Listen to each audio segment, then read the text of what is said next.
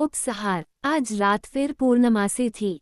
रात के 10 बज रहे थे और साकेत बदन पर साल डाले हुए हवेली की पहली मंजिल के बरामदे में बैठा कोई किताब पढ़ रहा था। आज रात कोहरा न होकर गलन भरी सर्द हवा चल रही थी, लेकिन आतिशदान में मौजूद दहकते अंगारे बरामदे को गर्म किए हुए थे। आइए भाभी। अपने पीछे कोई आहट महसूस कर साकेत ने बगैर पीछे घूमे हुए और रॉकिंग चेयर पर हौले हौले झूलते हुए कहा, मैं जानता था कि आप आएंगी। कामिनी कुछ नहीं बोली और किसी बूथ सरीखी चलती हुई साकेत के सामने पड़ी एक कुर्सी पर बैठ गई। बरामदे में व्याप्त लालटेन की पीली रोशनी में साकेत को उसका चेहरा भावहीन नजर आया। आज तो पूर्णमासी है। कामिनी ने चेहरे की ही भांति भावहीन लहजे में कहा, क्या ये नहीं पूछोगे कि मैं यक्षिणी मंदिर क्यों नहीं गई? नहीं। साकेत ने किताब बंद करके अपनी गोद में रखते हुए कहा, आपका यहाँ मेरे सामने बैठा होना ही इस बात का प्रमाण है कि मैंने प्रियदर्शिनी से जो अनुरोध की थी वह पूरा हो चुका है। अब आप पर सुनस्त्रा कभी नहीं हावी होगी। मुझे नहीं मालूम कि इसके पीछे सुनस्त्रा थी या कोई और, कामिनी ने पूर्ववत लहजे में कहा, लेकिन यक्षिणी मंदिर पहुंचने के बाद मुझे कुछ याद नहीं रहता था। मुझे अभी भी यकीन नहीं हो रहा है कि मैं तालाब में निर्वस्त्र होकर नहाती थी और उस समय मुझमें ऐसी तासीर समाई होती थी कि मेरी नज़रों की जद में आया इंसान खून की कमी से मर जाता था।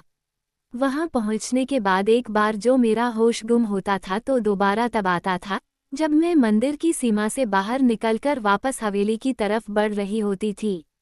मुझे ये सोचकर हैरानी हो रही है कि आपके मन में कभी ये सवाल क्यों नहीं आया कि जब आपके होश गुम हो जाते थे तो फिर यक्षिणी की पूजा कौन करता था? शायद मैंने गलत कह दिया, कामिनी ने संशोधन करते हुए कहा, मेरे होश नहीं गुम होते थे, बल्कि यक्षिणी मंदिर पहुंचने के बाद मैं जो कुछ करती थी वह किसी कारण से मेरी यादों की किताब में दर्ज नहीं होती थी।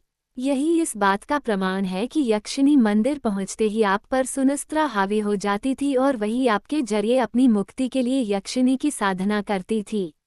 कामिनी मौन रही। क्या ये बात हवेली के सभी लोगों को मालूम थी? अगर नहीं मालूम होती तो मैं 4 सालों से ये काम इतनी सफलतापूर्वक कैसे कर पाती?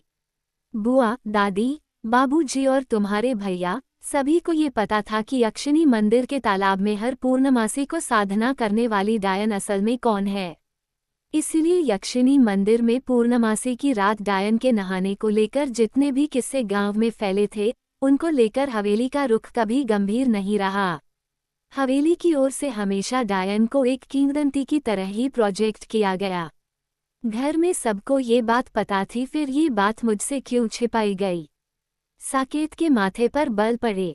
इसे तुमसे छिपाने के पीछे कोई विशेष उद्देश्य नहीं था, लेकिन बताने के लिए कोई वजह भी नहीं थी। तुम छोटे थे तो दादी ने तुम्हें डायन के बारे में कभी कुछ नहीं बताया, क्योंकि वो नहीं चाहती रही होंगी कि तुम उस डायन के बारे में जानो जिसे हवेली में आने से रोकने के लिए हवेली की बहू आधी रात को जंगल में यक्षिणी की पूजा करती है। साकेत ने कुछ नहीं कहा। सब कुछ ठीक चल रहा था, लेकिन डायन को लेकर हवेली के लोगों की मुसीबतें तब बढ़ीं। कामिनी ने आगे कहा, जब पूर्णमासी की एक रात दादी ने सबको ये कहकर डरा दिया कि जंगल की डायन हवेली के दरवाजे पर आ गई है। उस घटना के बाद बुआ ने मुझसे बात करके ये जानने की कोशिश की कि कहीं मुझसे पूजा में कोई भूल तो नहीं हुई, पर मैं इसका जवाब कैसे दे सकती थी? पूजा की घटना तो मेरे दिमाग में होती ही नहीं थी। जल्द ही हवेली के नौकरों के जरिए दादी वाली घटना पूरे गांव में फैलकर लोगों की दहशत का सबब बन गई। जब तुम लखनऊ से आए तो परिस्थितियों ने तुम्हें भी डायन के प्रति संजीदा बना दिया। तुम ऑब्सेस्ड होकर डायन के बारे में पड़ताल करने लगे। इन शॉर्ट, हमारे पास अब ये वजह थी कि हम तुम्हें या किसी को भी डायन के रहस्य से दूर रखें, क्योंकि रामजतन की घटना के बाद गांव में डायन को लेकर जो खौफ और दहशत थी, उसके दरमियान ये रहस्य सामने आना कि यक्षिणी मंदिर के तालाब में नहाने वाली हवेली की ही बहू है, न केवल हवेली के सम्मान के लिए घातक होता बल्कि लोगों के विद्रोह का कारण भी बन सकता था। यही वजह थी जो मैं हमेशा तुम्हारे सामने डायन के वजूद को खारिज करके तुम्हारा ध्यान उस पर से हटाने की कोशिश करती रहती थी। और इसीलिए आपने कहा था कि रात में बुआ के साथ आपके बाहर जाने का संबंध मेरी बीमारी से नहीं है।